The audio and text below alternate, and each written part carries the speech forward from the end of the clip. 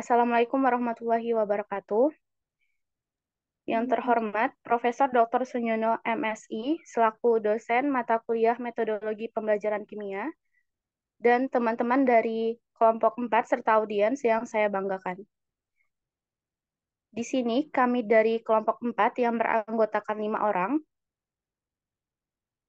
Next slide.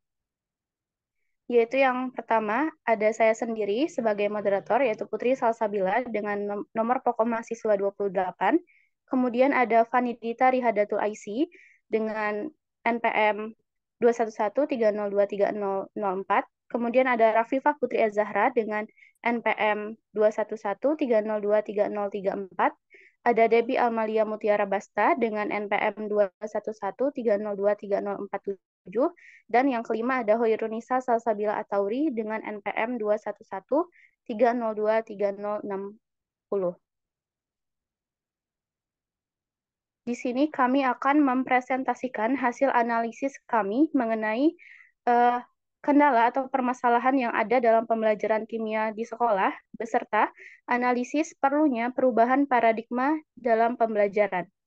Nah, di sini sebelum melakukan analisis kendala atau permasalahan dalam pembelajaran kimia di sekolah, kami melakukan wawancara terhadap narasumber, yaitu seorang guru bidang studi MIPA di salah satu SMP di Lampung Tengah, yaitu Ibu Herliana Susanti SPD. Di sini kami mewawancarai narasumber terkait dengan cara mengajarnya, media pembelajaran yang digunakan, kendala-kendala pembelajaran serta paradigma pembelajaran di sekolah. Di sini berdasarkan hasil wawancara dengan narasumber menerapkan pembelajaran dengan model discovery learning yang diterapkan secara luring. Dalam hal ini, narasumber terlebih dahulu membuka, lalu mengajak siswa untuk melakukan ice breaking. Saat pembelajaran berlangsung, siswa dibentuk kelompok, lalu siswa diberi LKPD, dan LKPD tersebut nantinya akan didiskusikan secara berkelompok oleh siswa. Di sini, siswa didorong untuk menemukan permasalahan yang ada pada LKPD atau yang diberi atau fenomena-fenomena yang diberikan oleh guru. Lalu siswa dituntun untuk menjawab pertanyaan yang ada di LKPD. Next. Adapun media pembelajaran yang digunakan oleh narasumber untuk menerapkan pembelajaran kimia di sekolah, yaitu ada berupa lembar kerja peserta didik LKPD yang nantinya akan didiskusikan oleh peserta didik, kemudian ada buku ajar, kemudian ada alat praktikum jika pada suatu materi itu membutuhkan suatu eksperimen. Nah, di sini respon siswa terhadap model pembelajaran ini adalah siswa cukup tertarik karena siswa dapat secara aktif mencari tahu dan membangun pengetahuannya secara mandiri. Namun, terdapat permasalahan atau kendala yang dialami pada model pembelajaran yang diterapkan oleh narasumber, yaitu siswa terkadang merasa bosan dengan pembelajaran secara berkelompok. Selain itu, siswa seringkali sulit memfokuskan diri pada pembelajaran, sehingga siswa seringkali tidak memahami apa yang diperintahkan oleh guru, jadi tujuan pembelajaran kadang-kadang tidak tercapai. Nah, untuk lebih jelasnya mengenai analisis permasalahan atau kendala dalam pembelajaran kimia, bisa dipaparkan oleh pemateri yang pertama, yaitu Rafifah Putri Az-Zahra. Kepada Rafifah, saya persilakan. Baik, terima kasih kepada moderator. Pastinya saya akan menjelaskan sedikit gitu terkait dengan analisis permasalahan atau kendala dalam pembelajaran kimia itu sendiri yang telah tadi dipresentasikan oleh salah satu narasumber yaitu Ibu Herli ya gitu. Berdasarkan hasil wawancara gitu, diketahui bahwa tidak terdapat permasalahan yang muncul dalam pembelajaran kimia dengan model discovery learning tersebut. Namun, siswa justru dapat aktif membangun pengetahuannya sendiri dengan tetap memerlukan bimbingan guru gitu. Apalagi jika gaya belajar yang digunakan itu bersifat kinestetik, sehingga siswa dapat memiliki ketertarikan itu sendiri yang lebih tinggi terhadap pembelajaran kimia. Namun, ada pun beberapa kendala gitu yang muncul dalam pembelajaran ini dalam strategi yang digunakan gitu ya, yaitu seperti diskusi kelompok, siswa itu kurang fokus gitu dan cukup merasa bosan dengan strategi kelompok yang sering sekali gitu digunakan berkelompok gitu. Nah, dari kurangnya variasi dalam proses pembelajaran itu memicu utama kurangnya minat peserta didik dalam belajar pelajaran itu sendiri. Nah, selain itu penyebabnya juga bisa karena pembagian kelompok yang tidak tepat gitu. Karena ada beberapa, misalnya kalau untuk pembagian kelompok, itu mereka biasanya ada beberapa anggota-anggota kelompok yang eh, sering kali gitu tidak peran aktif ataupun menghambat dan lain sebagainya. Sehingga itu menjadi salah satu kendala permasalahan dalam model pembelajaran discovery learning itu sendiri. Mungkin eh, yang selanjutnya itu akan disampaikan oleh teman saya yang untuk melanjutkan terkait dengan paradigma pembelajaran di sekolah kepada penyampaian selanjutnya, silakan. Baik, terima kasih pada Rafifah. Saya akan melanjutkan materi berikutnya, yaitu paradigma pembelajaran di sekolah.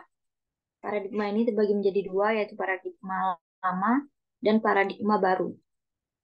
Next. Yang pertama terdapat paradigma lama. Menurut Jonathan tahun 2006, pembelajaran yang menggunakan paradigma lama dilaksanakan berdasarkan asumsi berikut. Terdapat 5 asumsi. Untuk yang pertama yaitu guru mentransfer pembelajaran secara mudah dengan mempelajari konsep abstrak dan konsep yang tidak berhubungan dengan konteksnya. Nah, melalui asumsi ini, guru beranggapan bahwa dengan mempelajari konsep-konsep abstrak yang sudah dirumuskan oleh para ahli peserta didik, lalu mereka memahaminya, maka secara langsung mereka dapat menerapkannya dalam kehidupan. Tidak perlu lagi digali apakah siswa memahami relevansi antara pembelajaran yang mereka terima dengan kehidupan atau tidak. Untuk asumsi yang kedua yaitu siswa merupakan penerima pengetahuan. Nah, guru melaksanakan pembelajaran dengan tujuan memberi pengetahuan sebanyak-banyaknya pada siswa. Menurut asumsi ini, sumber pengetahuan siswa hanya berasal dari guru dan bahan ajar. Guru seringkali hanya memberikan catatan di papan tulis ataupun rangkuman pelajaran yang difotokopi untuk para muridnya. Asumsi yang ketiga yaitu pembelajaran melibatkan penguatan stimulus dan respon. Siswa itu hanya dianggap hanya mau belajar apabila ada suatu stimulus. Maka para pendidik berupaya memberi sejumlah stimulus agar peserta didiknya itu memberikan respon-respon dalam kegiatan pembelajarannya. Anak dikatakan belajar jika ia mampu memberikan respon yang tepat atau suatu stimulus yang diberikan oleh guru. Atas respon-respon dari siswa tersebut, guru pun memberi sejumlah penguatan-penguatan. Yang berikutnya yaitu pembelajaran dalam keadaan kosong yang siap diisi dengan pengetahuan. Pada asumsi ini, siswa dianggap kosong dan siap menerima masukan. Oleh karena itu, guru hanya memberikan sejumlah pengetahuan tanpa mempertimbangkan apakah sudah ada ataupun tidak ada pengetahuan awal siswa berkenaan dengan materi yang diajarkan. Guru tidak perlu memperhitungkan mengenai seberapa siap siswa tersebut menerima materinya. Guru mengajar selalu langsung pada pokok atau inti materi tanpa berupaya menggali terlebih dahulu pengetahuan awal siswa. Untuk asumsi yang terakhir yaitu keterampilan dan pengetahuan sangat baik diperoleh dengan terlepas dari konteksnya. Asumsi ini menganggap bahwa ketika siswa sudah mampu menguasai sejumlah pengetahuan dan keterampilan, maka mereka sudah bisa dikatakan dapat menerapkannya dalam segala konteks.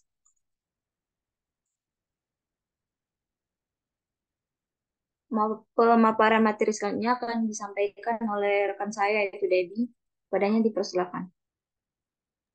Baik, terima kasih kepada Hoirunisa.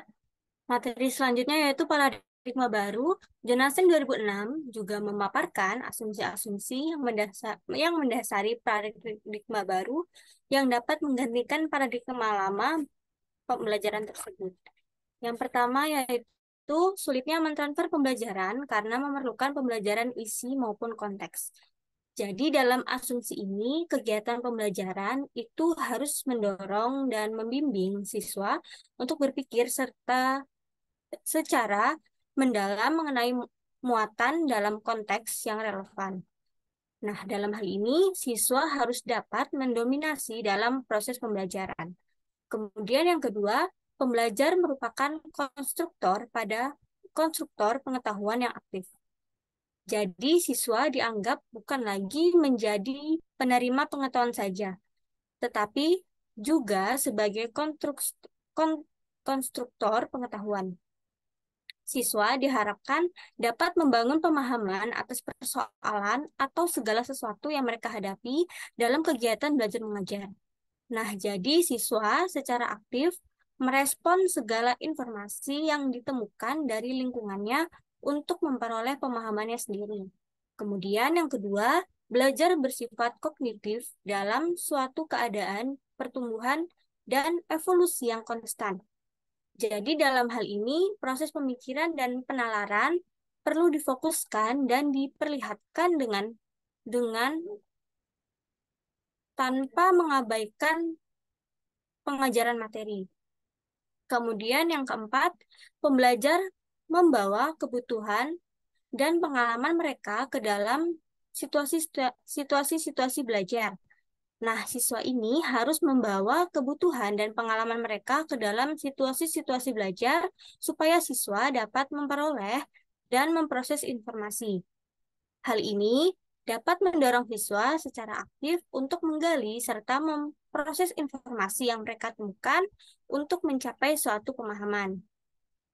Siswa tersebut aktif karena mereka merasa memiliki dan bertanggung jawab atas pembelajaran mereka sendiri. Kemudian yang kelima, keterampilan dan pengetahuan sangat baik diperoleh dalam konteks yang realistik. Nah, konteks yang realistis itu dapat membantu siswa dalam memperoleh pengetahuan dan keterampilan karena mereka memiliki kesempatan untuk berpraktik dan mempelajari hasil-hasil yang diterapkan. Kemudian yang terakhir, penilaian harus memiliki bentuk yang lebih realistik dan holistik. Jadi menurut asumsi ini, tes pengetahuan siswa tidak dapat mengukur kemampuan siswa untuk melakukan performa dalam latar keseharian. Maka dari itu penilaian siswa bentuknya harus lebih realistik dan holistik yang menggunakan proyek dan portofolio serta tidak menekankan penggunaan tes standar.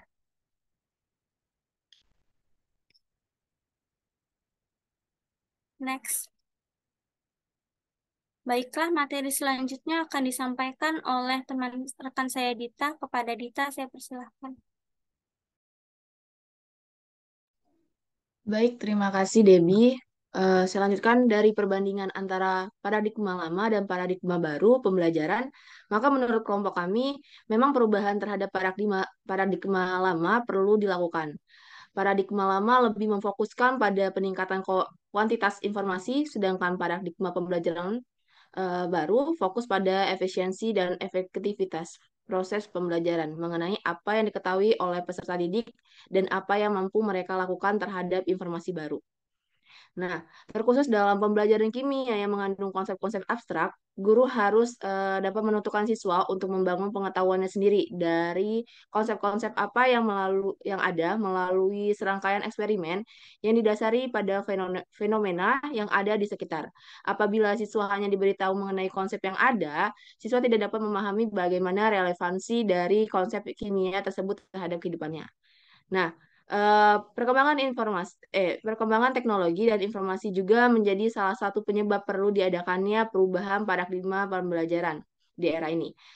Siswa dapat dengan mudah mempelajari segala sesuatu lewat berbagai macam media, seperti media cetak, program TV, gambar, ataupun audio, dan lain sebagainya.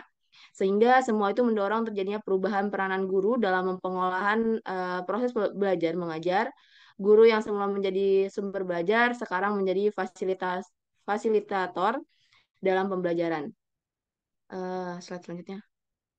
Nah, terdapat banyak strategis pembelajaran yang bisa diterapkan dalam pembelajaran yang mengarah pada paradigma baru ini. Salah satunya adalah pembelajaran kelompok. Peserta didik harus dibelajarkan untuk bisa berkolaborasi dengan orang lain. Dalam menggali informasi dan membangun makna, peserta didik perlu didorong untuk bisa berkolaborasi dengan teman-teman di kelasnya. Nah, melalui kolaborasi ini, peserta didik dapat memperoleh informasi yang lebih luas mengenai suatu konsep dan relevansinya terhadap kehidupan. Lalu, dari analisis ini, juga diketahui bahwa guru lebih memfokus pada penerapan tes standar kepada siswa, seperti soal-soal atau permasalahan yang harus dipecahkan pada LKPD. Padahal sesuai dengan asumsi paradigma baru, pengetahuan siswa saja tidak cukup untuk dapat mengukur kemampuan siswa untuk melakukan performa dalam latar keseharian. Maka dari itu penilaian siswa bentuknya harus lebih realistik dan holistik yang menggunakan proyek dan portofolio. Sekian dari saya kembalikan ke moderator. Baik, terima kasih kepada rekan-rekan pemateri dari kelompok 4. Di sini saya akan menyimpulkan hasil analisis dari kelompok kami mengenai perlunya perubahan paradigma dalam pembelajaran. Nah, berdasarkan analisis permasalahan atau kendala dalam proses pembelajaran kimia yang telah kami lakukan, maka menurut kelompok kami memang perlu dilakukan perubahan terhadap paradigma pengajaran ke paradigma pembelajaran. Hal ini dilakukan supaya siswa tidak lagi menjadi objek, melainkan menjadi subjek pembelajaran. Siswa bukan lagi menjadi penerima informasi yang pasif, melainkan menjadi pengelola informasi yang aktif. Selain itu, tes yang semula difokuskan hanya pada tes pengetahuan, juga perlu difokuskan pada tes keterampilan. Hal ini dikarenakan untuk mengukur kemampuan siswa untuk melakukan performa dalam latar keseharian. Maka dari itu, penilaian siswa bentuknya harus lebih realistik dan holistik, seperti menggunakan proyek ataupun portofolio untuk menilai kemampuan peserta didik tersebut, serta memperkuat kemajuan dan kualitas pekerjaan peserta didik. Baik, mungkin itu saja yang bisa kelompok kami sampaikan. Apabila ada kesalahan, kami mohon maaf. Terima kasih. Saya akhiri. Wassalamualaikum warahmatullahi wabarakatuh.